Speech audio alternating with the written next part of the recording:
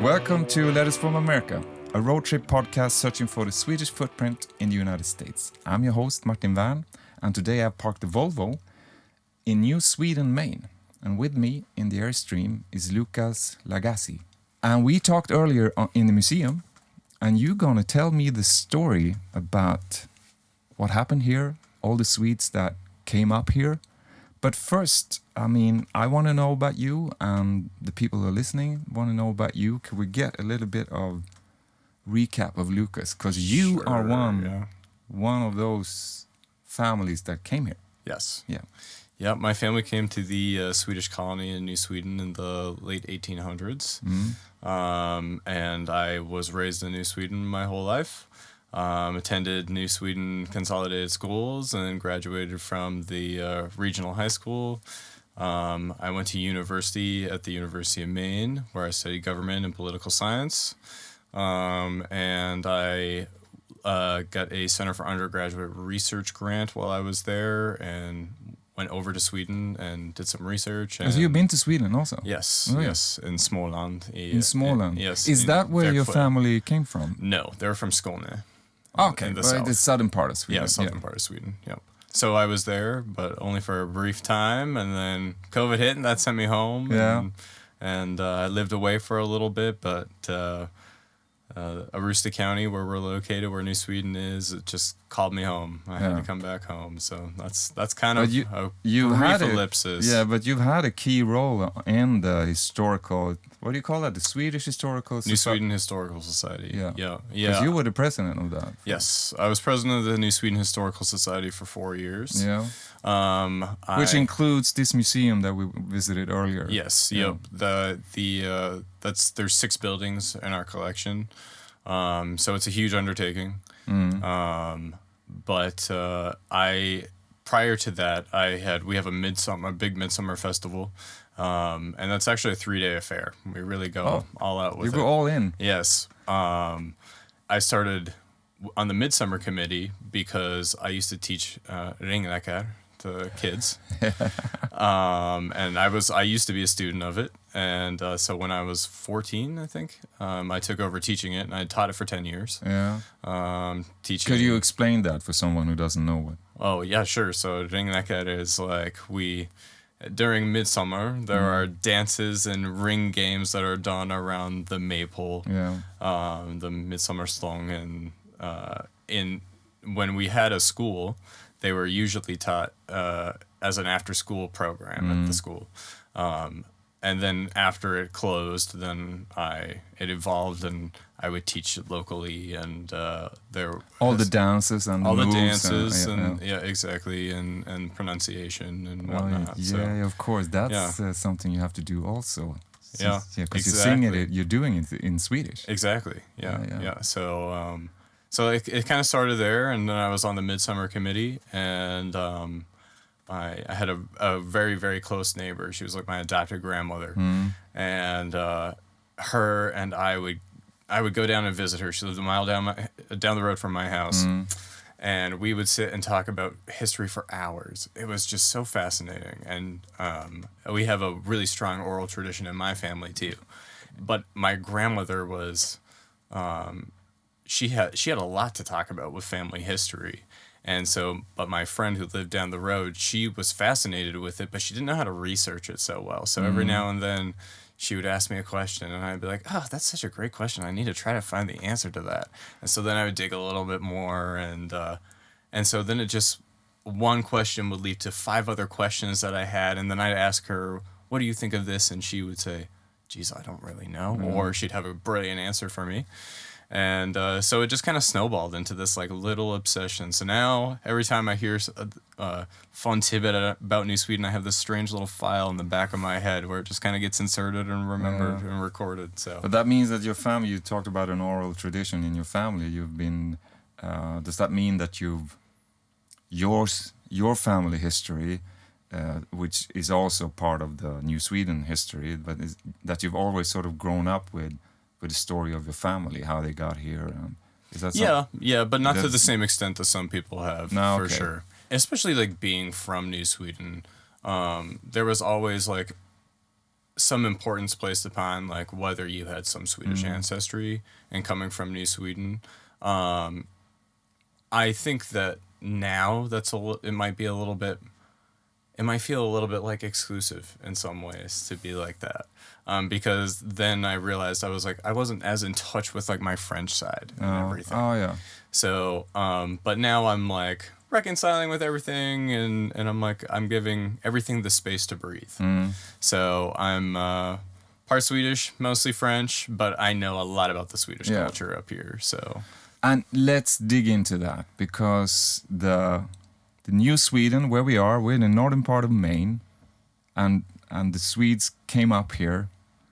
Can we sort of explain that? Oh, yes. Okay. In a clear timeline? Sure. Okay. How did it start? Why? And what happened on the way up here? All right. So Can I get you closer also? Oh, yes. Yeah. This is there's a lot that happened. So the founder of the New Sweden colony, his name was William Widgery Thomas Jr. He was born into wealth in Portland. Portland is our biggest city in Maine. And his father was a large financier. He owned a lot of the wharfs down in Portland, and they were old money in town. And William Widgery Thomas Jr. got sent to one of our premier colleges. It's called Bowdoin College. It still exists. And W.W. Thomas, that's what we all call him around here, or just W.W. Okay. So he's the icon. He's the icon, yep. And such a distinct man, too. He had this beard that was split up the middle. He was a bit of a portly fella, had a real air about him. Yeah. And he ended up going to Bowdoin College and had a real knack for languages. He ended up being named the consulate to Sweden under Abraham Lincoln. So it's kind of like Benjamin Franklin was the consulate to France during the American Revolution War. And basically what it was to foster good relations between Sweden and the United States. So where are we in time? Right? This is about 1862 to 1865, that period there. So WW is living over in Sweden at this point. And the thought process behind the consulate was, if war efforts for the Union start going awry and they need support, hopefully Sweden might be able to send some munitions or some able-bodied men to help fight for the Union effort. Just to keep good relations, exactly, keeping your back in a way. Yeah. But post-Civil War, WW is still over in Sweden, and it's when there's a large exodus of Swedes that are moving west to America. And so this is 1868, 1869, 1870, when there are famines in Sweden, bad growing years, bad crop years. There's also a lot of religious tension. Which is the sort of essence of this entire journey, that mass immigration from Sweden. Exactly.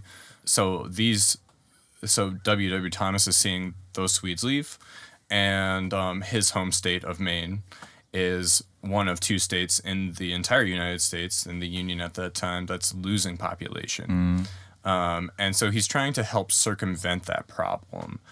Did he lose population because of... just opportunity. So Maine people were moving from here to west as well. Yeah, so it was opportunity. There were a lot of men who had been in the Civil War. Maine actually sent the most amount of Civil War soldiers per capita than any other state. A war that cost a lot of men. Yes, of course. But in their ventures, they see that life could be a little bit better elsewhere. Yeah. It's not as cold. Yeah. They don't have to struggle as much to exist. And there's just more opportunity. So they're starting to leave Maine. And William Widgery Thomas is seeing all of these Swedes leave too and heading to America. So he comes back home to the state of Maine and talks to the legislature for the state and says, I have a great idea to help boost our population. Maybe we could create a Swedish colony. And this wasn't a new idea. This had already been tried before. In 1868 and 1869, there were Swedes that the state of Maine had paid their way to come over to America. They landed in maritime Canada, somewhere in possibly Quebec, we think. They disbanded, and they never made it to the state of Maine. Okay. And so that enterprise... So we don't know what happened to them. No. We think that they ended up going to work in the mines in Quebec. Oh, yeah. Or in the lumbering industry. But they never made it to Maine. So it was a complete blunder. And that wasn't under W.W. Thomas. That had been a completely different enterprise. Yeah. So he's reintroducing this idea, and the state of Maine is saying, we've already tried this, and it didn't work before. And he said, this time we're not paying their way. He said, we'll advertise the free land to them and to give them something to sort of exactly and aim at in exactly, a way. Yeah. But they have to pay their way to get to Maine. So the state of Maine agrees with the many aspects of Thomas's plan, and he ends up hiring this man named Gustav Schroeder. Schroeder is a Baptist man who had come over from Sweden in the early 1860s, maybe late 1850s, somewhere in that time period.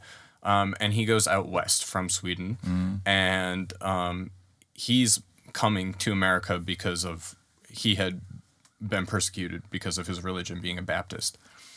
Yeah, and that's very common also. Yes, so he finds his way back to Sweden and becomes an immigration agent. And despite his persecution of... Exactly, so he finds that his calling is to go back to Sweden and help other people in his faith. Yeah.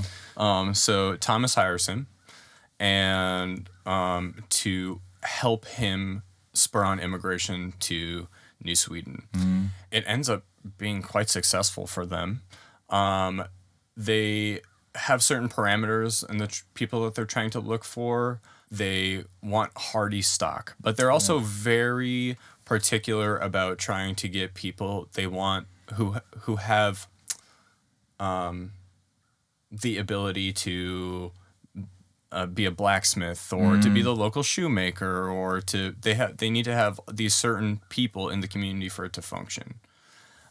So they were trying to handpick people for the central roles in the society at that time. Yeah, and even one of them, the main leader was a gentleman who we always call him Captain Nicholas Lagassé, but we're not sure if he was actually a captain.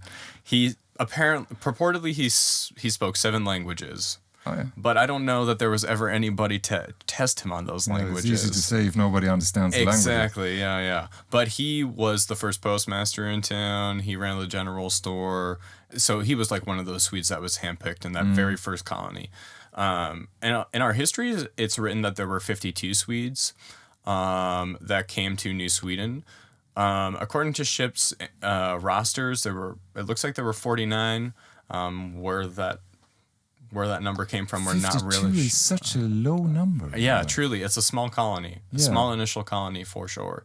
So the Swedes coming here, it was a 3-week trek across the Atlantic. They landed in St. John, New Brunswick. And then from St. John, they came up the river by steamboat, and then what's called a flat scow when the waters were too low. So basically there were horses on the side of the river pulling this flat, floatable barge up the river with all the Swedes. And then they got off at a landing called Tobique and came into America with great fanfare in this little town called Fort Fairfield. And the Americans were thrilled to see all of these Swedes. They remarked how funny they were to look at, actually, because the Swedes had been told to dress in their best, in their finest. And so, of course, these people are coming from Skåne, and so they have these elaborate hats and all of this beautiful silver.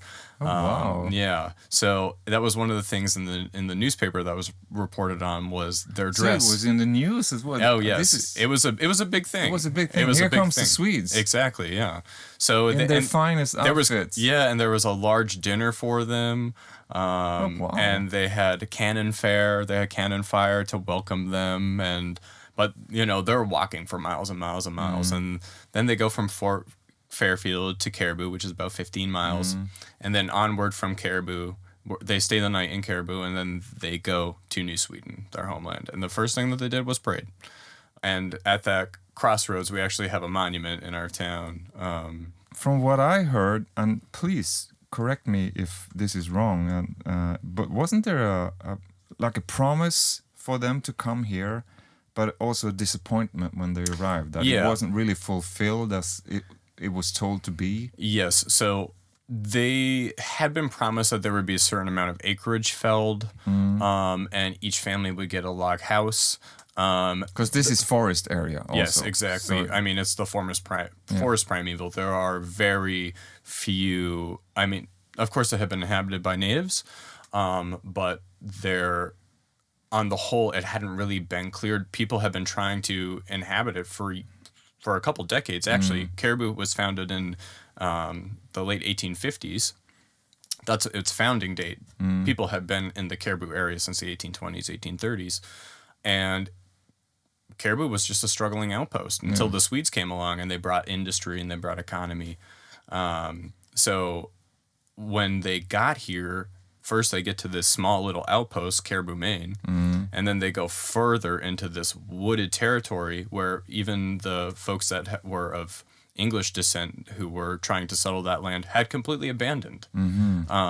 They had mostly lumber operations. They came in, they kind of took the best lumber and moved on, but nobody would really settle. And so really far from any farming or anything. It was it was a wilderness in a way. It truly was wilderness.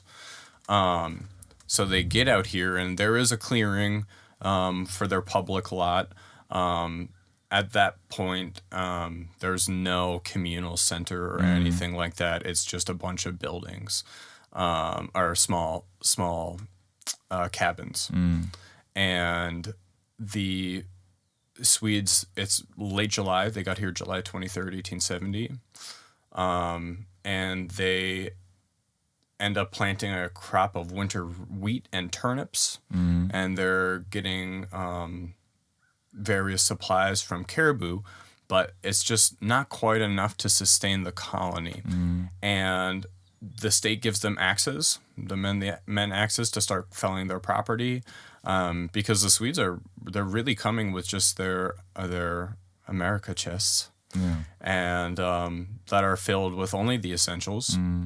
So the state is trying to help bolster them before the winter comes, and that was one of the things too that the state had agreed to do, was give them funding in order to live. For a couple years. But one of the things that W.W. Thomas does is he tries to cut off that state funding as soon as he can, because he doesn't want anybody to be dependent on it. He wants the colony to stand on its own. W.W. Thomas, though, is funneling a lot of his own personal money into this project because he really wants it to thrive. But do we know what happened? Because the project by W.W. and the state, they wanted people to come up here, and they did all this effort to sort of guide them up. They were welcomed, but they still haven't prepared the way they were planned to do. I mean, there's some sort of miscommunication here. Yeah, so what happened with that? Essentially, the plan went through very quickly through the state of Maine. And to get the Swedes over. And everything went in a very fast fashion. They weren't anticipating it to move along at the pace that it did. And so things were going swimmingly for Thomas, but trying to get the people in order to build the settlement was really difficult for them here, the people that were physically here before the Swedes. So because they're probably busy surviving. Exactly. And trying to keep their own settlements going. So they only had it was around 5 cabins for 49 people. So they were kind of. Is that in this area where we are, close to the museum? Yes, right directly on these grounds, just down this hillside and everything. So, but that initial settlement makes it through the winter. They actually gain a couple Swedes who are coming in from the west who have heard about the new Sweden colony. And maybe that's the 3 missing Swedes. It could be. Yeah, it could be. And the following spring is when huge influx of Swedes come. Oh, yeah. So, this is when the largest settlement comes to New Sweden at one time. And this is in May and late May and early June of 1871. And this is when a lot of people from Jemtland come. A lot of people from Skåne come here during that time period, and they get their 100-acre farms. And so that's part of the homestead act, in a way. Yes. So they had been 150-acre farms. Oh yeah. But the state had kind of trimmed them down to plus or minus 100 acres thereabouts. Yeah.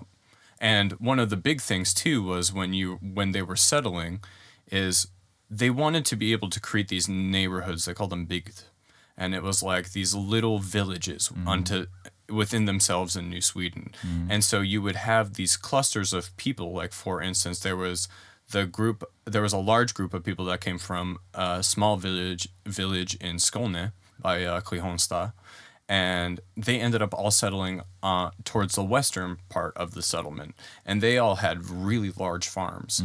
And that was something that was interesting. Was people in New Sweden used to say, oh, the people from Skåne, they were really good farmers because they just knew how to farm because they had been farming in Skåne. The people in Jemtland, well, they were more geared towards a lumbering economy and whatnot. Hunting, maybe, yeah. And so this land was most suited towards farming and agriculture. So some people were already experienced in this, and other people were learning it for the first time. And then there were also people that they were from like a gentry class. They had some money, and the husband wanted to leave. Like, there was this great story about this woman named Mrs. Lundvall who had never done her own laundry. And so she heard some of the women talking about the best way to wash your laundry is using birch lye. And if you don't know how lye soap is made, well, what they do is you take clean ashes, hardwood ashes, out of your firebox, and then you make this slurry. You put water with these ashes, and then the old way is you bore a hole in the corner of a barrel, and you let it drip, and then all this blackish brown liquid slowly drips out of it, and then you mix it with tallow and fat to create a soap. Well, she thought that it was just birch ash. And so she had all these beautiful linens that she had brought over from Sweden, and having done minimal laundry in her day, she spread the ashes all over her linens and then doused it with water, and then ruined all of her linens that she had brought from Sweden. So not everybody was well adapted to this area, but you had to be very rugged.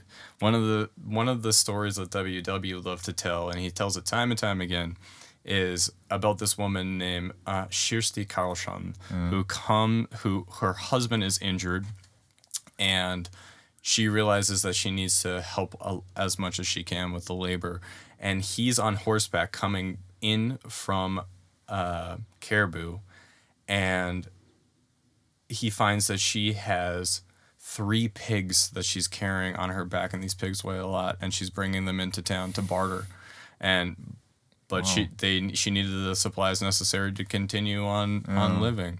So, and her husband wasn't able to. So there was a real rugged quality about this existence. It's hard to comprehend just the effort to do that on a daily basis. Exactly. There were a lot of Swedes that when they came here, especially in that 1871 group, they were split up almost immediately.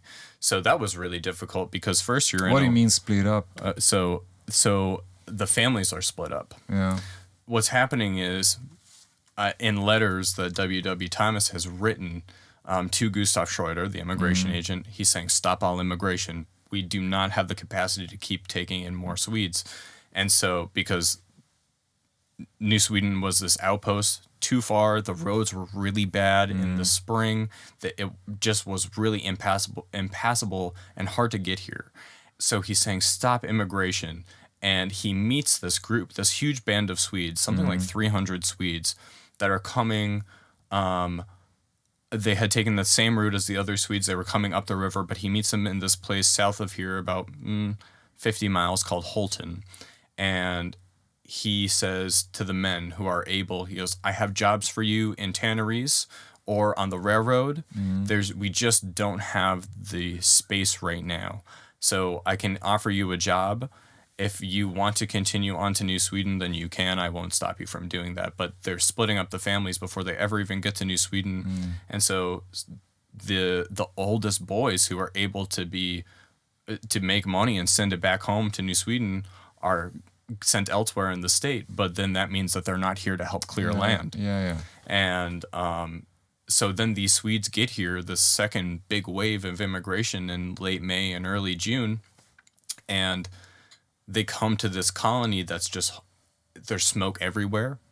It's just stumps as far as I can see. It smells of just burning piles everywhere, and the land hadn't yet been surveyed, so there were people that were waiting on their lots, and they're putting encampments around what had then been built in late November of this big general, like they called it the Capitolium, the Capitol building, and that was they had their encampments around it, and they were sleeping in little lean-tos. You know, they put up a board and then put a bunch of not sheaves, but branches on it to sleep under, and you know, they're cooking around communal fires and everything like that. But then these little bands, so the people that came from Skåne, they all settle in the west side, and the people that come from Jemtland, they settle in this northern section. Small communities, Yeah, and because of that, actually, in the 1960s, when the dialects were still intact, there were a lot of Swedes that came over here and recorded people from New Sweden who had only been unto these little communities,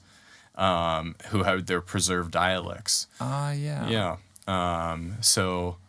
But that was 1960. You jump ahead like 100 years. I know. So, but I have a question about that, because if you go back to the first 52 Swedes, or 49, that came in July, and they managed to survive the winter, and then you said that there's a big boom coming at the following spring. Have those people sort of been waiting and watching, or is it just a rumor that spreads that sort of come to Maine because other Swedes are there too? No, so WW is still very present at this time. Okay. He's living in the New Sweden colony. Recruiting Swedes. And he's pushing Schroeder to get more Swedes to come to New Sweden. Okay.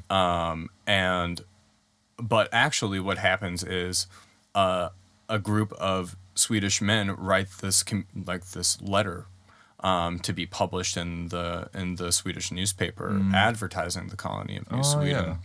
And so then you can send inquiries to Gustav Schroeder, and he can help, you know, point you in a better direction and tell you what line to take and how to get to New Sweden. Since they came here and they discovered that the promise was really not fulfilled, what was the sort of attraction for people all the way back in Sweden? What did they see?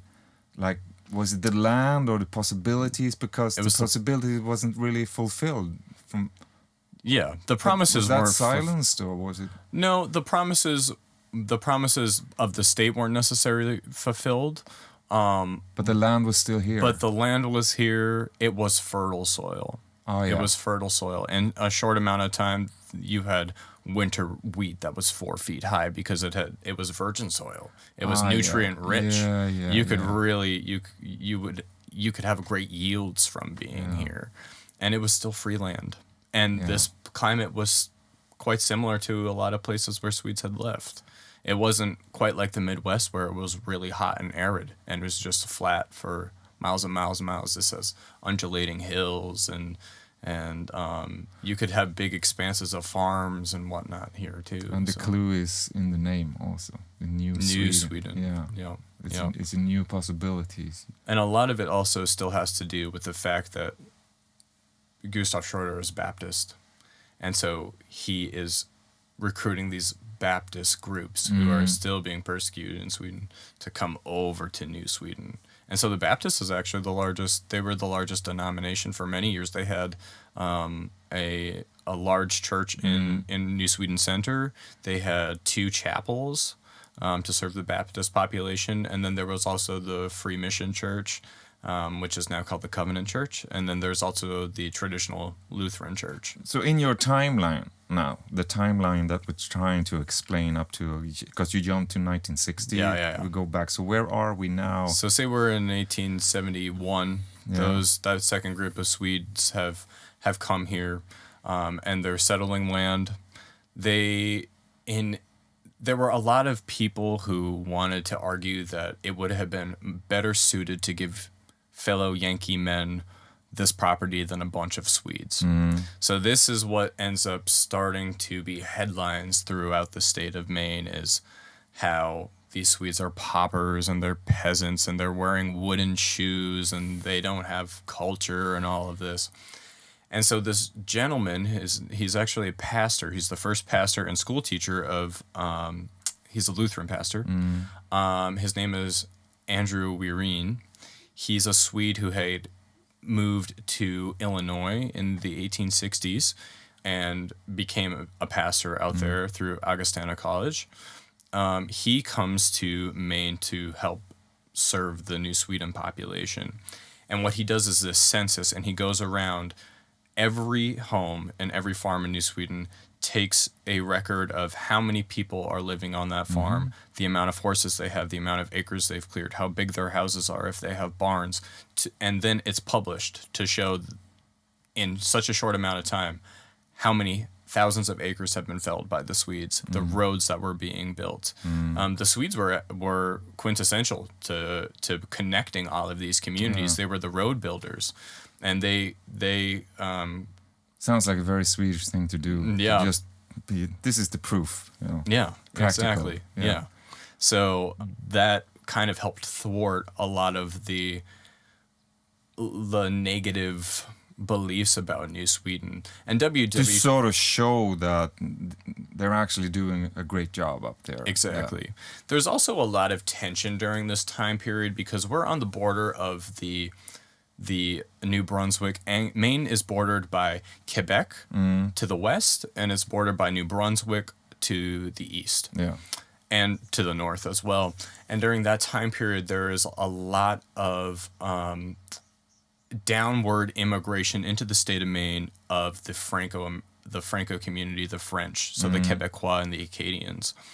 And that's also your heritage. You know? It is my heritage. Yeah. And so it's a really interesting juxtaposition because there's this, for a long time growing up, I had always heard about how the Swedes were placed here to stop the impending French coming down.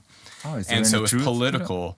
And I was actually reading a dissertation that's recently been published. It's called The Land in Between, and it's this brilliant book that's about prehistory to World War I in the St. John Valley, which is the predominantly French pocket up here in northern Maine.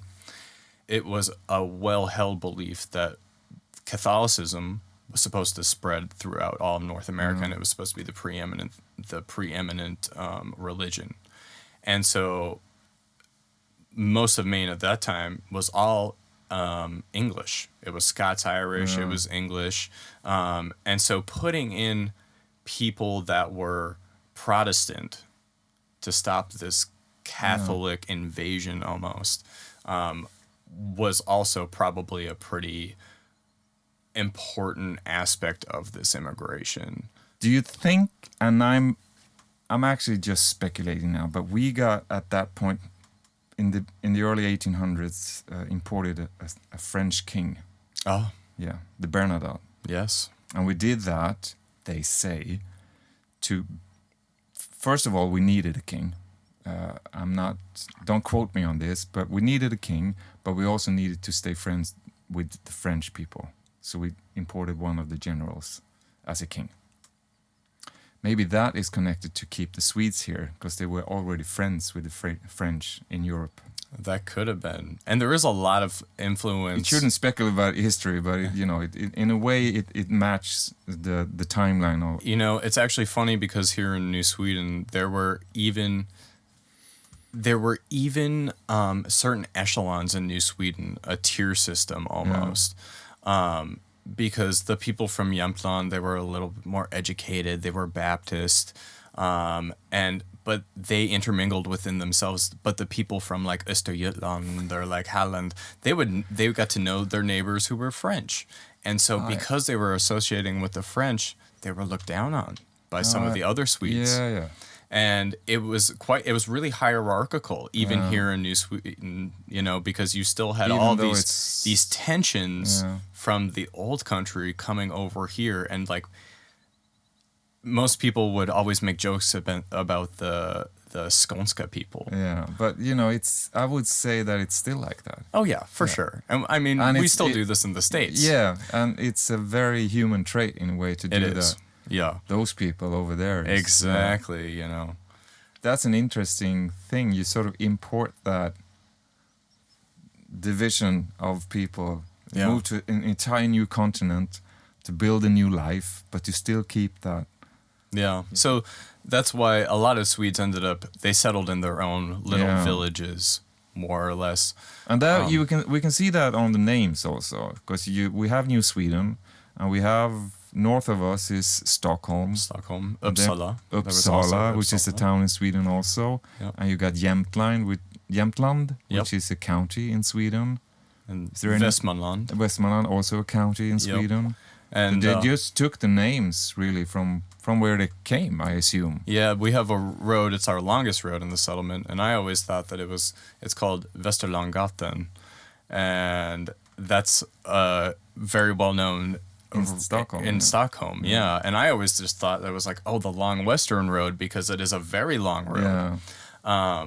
But that is one of the key streets in the old town of Stockholm. Yes, and so that road is populated by most of the people from Skåne, and then there's also Rista, and because there's a large population that came from Ristafallet, I think is the name of the place. Oh yeah. So they all had their own little villages and their own little communities, and they all had their own. There were 9 one-room schoolhouses. They all had their own Sunday schools. They had their own quilting clubs, and the neighbors would often build their homes on the corners of their lots, so they were close to each other, because they could work together that way.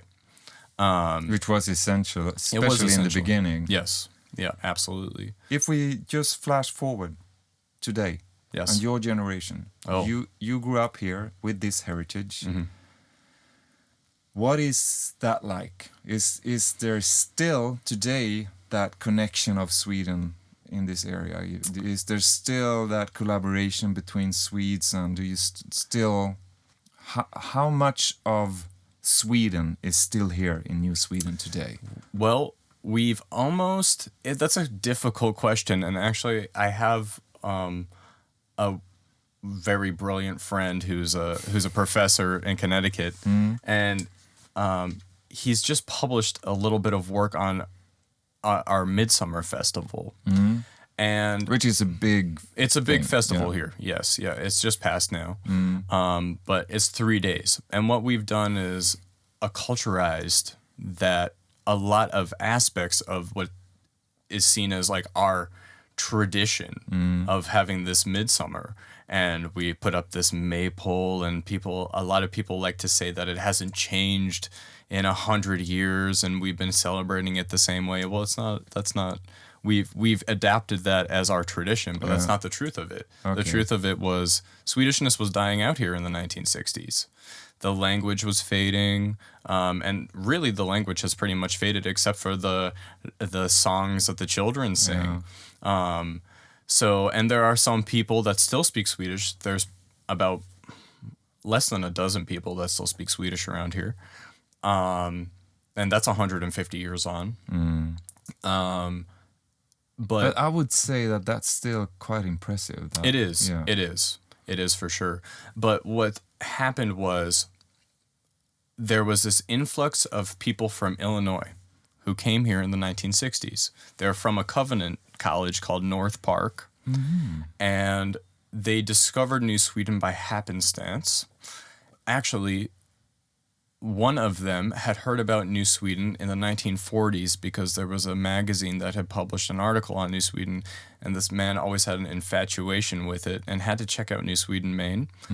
And so on his way back from Quebec, they stopped, saw New Sweden, Maine, fell in love with it, bought an old farmhouse, an old Swedish log house, a stuga, and that was dilapidated and restored it. So it was farming for him that sort of attracted. He wanted that. That was the attraction. It was vacation. Oh, okay. And there was still this Swedish tinge to it at that time period. People were still speaking Swedish. It could be, you would hear it in the stores, you'd hear it on the party line. Kind of exotic also. And exactly. So it felt warm. It was familiar. Yeah. And so then there's this influx of Swedes that are coming from North Park, and they come and they find our Midsummer Festival, and what it has turned into is mostly it was celebrated in the church. It was celebrated at the Lutheran Church for 40 years, but they had more anglicized the maypole. It had ribbons around it, and it was short, a small little thing. So it had changed entirely from the traditional putting up a big maistång and dancing around it, and it had gone away from that entirely. So the Swedes still see that there are tinges of the traces of Swedishness around, and they start to reinvigorate it, and they build these... They amplify it also. Exactly. And they almost that's interesting. Re-ethnicize this and town. make it even more than it has to be to sort of... Revive it. Yeah. Revive that culture. So with all this influx, so like St. Lucia hadn't been celebrated here ever. Oh, yeah. And so then you see St. Lucia being celebrated in the late 1960s, early 1970s, because there's a woman named Monica Soderberg. She opens a local Scandinavian import store here in nearby Caribou, and she's bringing her culture, what she remembers, to New Sweden. Where did she come from? She was from Stockholm. Oh, she came from Sweden too. Yes, okay. yes. She married a son of the Swedish colony. And so you're having that influx of Swedishness from other parts of the United States. Almost like a reboot in a way. It is. Yeah. It is. It's a whole new renaissance. Yeah. So, and that's why our Swedishness is it's changed. It's morphed. It's been re-ethnicized. And we've taken these things. It's called acculturation, when we take these symbols and these cultural practices and adapt them and use them for our own. And that's what has happened to New Sweden. So our midsummer is dry. There's no alcohol at our midsummers. It's very. And you've been to Sweden, so you know the opposite. Yes, I do know the opposite. That's why we're not celebrating for 3 days. Yes. And people love to wear their folkdräkt. Yeah. Nobody here, there are a few people that have real folkdräkt. Yeah. But a lot of people kind of mingle things together. folkdräkt is the traditional, or the version of a traditional Swedish costume. Yeah. So, and people love the brilliant colors of them. So they're wearing like these red vests or bodices that almost look like they're from Leksand, but they're not really. And then some people are wearing their own version of a national costume that's blue and yellow, and but it's and it's a connection to the heritage. Yeah, but it's also an adaptation to, you do what you can with what you got. Yep. And you see a painting maybe or something, and you try to copy that, and I can see why you do that. One of the things, though, it wasn't that Swedishness was dying out completely around here, because the Swedes also really played up being Swedish, and they would it was a tourism thing too. Swedes would put together, it was Founders Day, not Midsummer, that was the big holiday. It was Founders Day when they first settled this area. Yeah. And so people would wear their folk costumes, and the local railroad even, if you wore your folk costume as a passenger, you would ride for free on the train. On that day? Yeah. Oh, wow. Or any time of year. If you wore your folk costume, you could get a free ticket on the train. So it was that visibility. Yeah. So, but that's interesting, because you can see things like that all over. It doesn't only happen here. You can see it all over, that it's suddenly your history becomes, I would say, amplified again. It gets amplified. It gets more important than it has ever been. And it takes just a couple of seasons in a way until we call it tradition. Exactly. It doesn't take that long. And this is how we've always done it. This is how we celebrate Christmas or whatever. Exactly. extremely human, I think, to do that. Yeah, and so that's what's happened here in New Sweden. You're always looking for something that amplifies the story of where you're coming from. It's a human thing. Yeah. But leading back to the question, I mean, you grew up here. It is what we can call a countryside. It's far to everything in a way. If you're going to go shopping. It's remote. It's remote. Yeah, it's a remote place. Yeah. What was that like to grow up like that? In some ways, it was a burden, but it was also a blessing. Yeah. So growing up, my dad died when I was 11. Okay. And I remember after he passed away, we were in the process of siding our house. My dad built our house, and it was a log cabin. Yeah. And I mean, it's not a cabin; it was a log house. It was, but in that style. Yes. Yeah. And it had yet to be sided, and it didn't have any insulation on it yet. And he was in the process of getting that all taken care of, and he passed away. And I remember the town came together and came to my house and put the siding on the rest of our house and the rest of the insulation.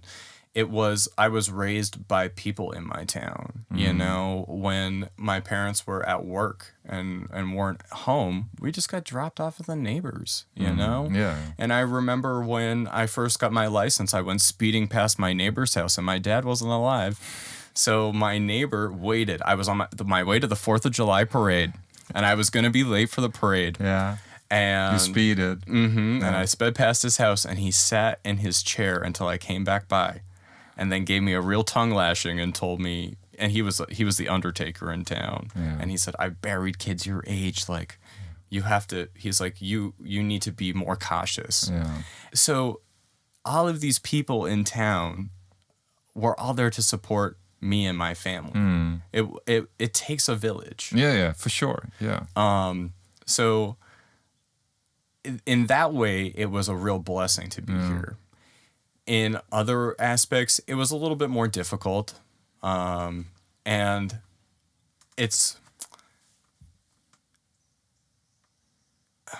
I think now that I'm older, I'm more grateful for the experiences that I had. But also I recognize if I had been somewhere else, well, I probably would have had different experiences. I wouldn't be who I am today. No. And I probably would have had more exposure to different ideas and different things, and maybe felt more included.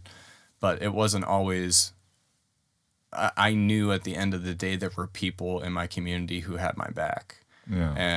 And I've always been grateful for that. The New Sweden community that's part of midsummer for us.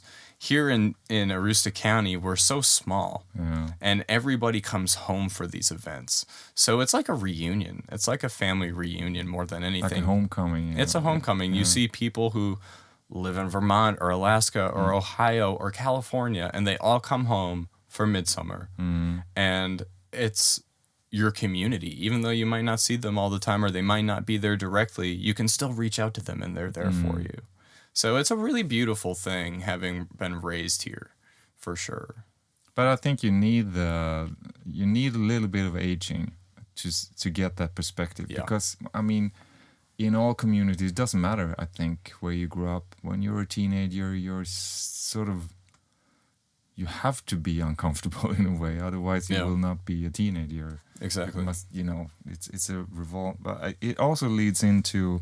I do this in all my episodes, and I think I know the answer, but we're gonna do it anyway, because we're up here in the northern part of Maine, and you live here now, and you're as you said, you're born and raised here, but you also lived in other places. You lived in Sweden for a while. You lived south of here, if I understood it correctly, and then you moved back. And the question I'm asking to all of my guests is, where is home?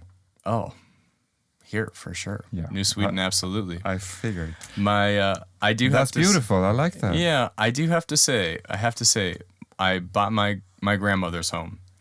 And, And is that where you're living now? Yes. Yeah. Oh, wow. I was in a job that I was really unfulfilled with. And I wasn't really content with everything that I had been doing with my life. And I came home and everything I felt this inner peace. And I felt like even if I don't do anything, I still have home. Yeah. I still have an identity here and people who support me. So I actually live in Caribou now, but I can see New Sweden from my house. Oh, yeah. So, and I still have my New Sweden connections, and I still have all my... But then you helped me a little bit there. Okay. Yeah, because I'm going to ask you a question. I would like to have your signature. I drew a line out of Maine in the ocean here, so could I get your signature out for there? Sure. That helped me a little bit with the question I'm going to ask you, because you are home, and you come from this area, but you're still living in Caribou.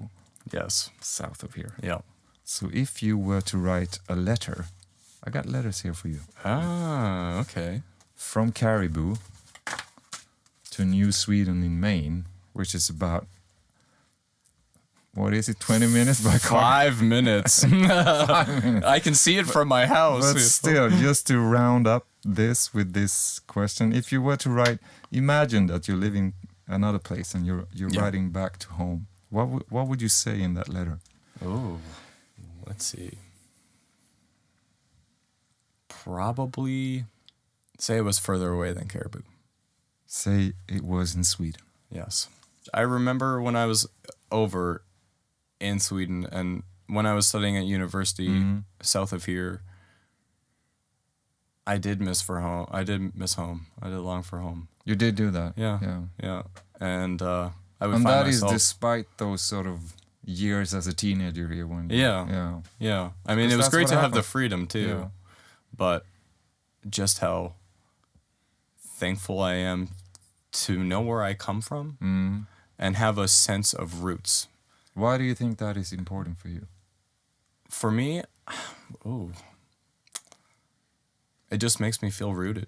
I feel like I know who I am because I know where I come from. And I recognize that as such a blessing because I think things are so fluid now. People move all the time. And, sometimes you never have a place that you really feel like where you belong. And here I just know I belong. So. I think that's beautiful. Oh, thank you. Yeah, I really do. Yeah. And the comfort that you have when you say that, it actually spreads in this trailer. I can feel it. So it's really beautiful. I like that. Thank you. I'm really happy that you took your time. Yeah, absolutely. Thank you for having me. Yeah, thank you for coming, Lukas. It's been a pleasure. It's a lot of facts to learn, and I'm very grateful that you explained all of this to me because it has an interesting history. And also, I am a Swede, and I visit now New Sweden. I've also visited Stockholm, which is weird for a Swede to do. But it